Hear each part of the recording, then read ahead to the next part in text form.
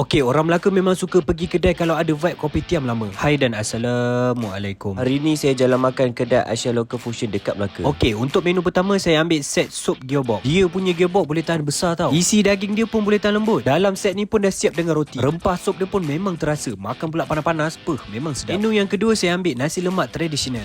Nasi dia hijau, ayam pula besar. Yang paling penting sekali sambal dia macam orang lama yang masak. Menu yang ketiga saya ambil mi siam with chicken curry. Bahan dalam mi tu pun boleh tahan. Ada udang, fish cat, ayam lagi. Menu yang keempat saya ambil signature mix skewer. Yang paling penting sekali kuah kacang dia pekat. Menu yang kelima ni sirih baba. Ini menu budak Gen Z memang tak kenal punya. Cara dia gulung semua dalam daun, lepas tu cecah sos dekat tengah. Memang terasa kenikmatan dia. Untuk dessert saya ambil salju nyonya cendol. Ais dia pakai ais bingsu tau. Untuk minuman pula saya ambil kopi Hainan Cham. Dan juga saya ambil kopi coconut gula Melaka. Okey, kedai dia selesa 2 tingkat. Boleh muat dalam 200 customer. Dan dia kekalkan lagi design kopitiam lama Melaka. So vibe old school tu ada dekat sini. Okey, lokasi boleh waste di Tiffin Jongka Melaka. Walaupun pun enjoy.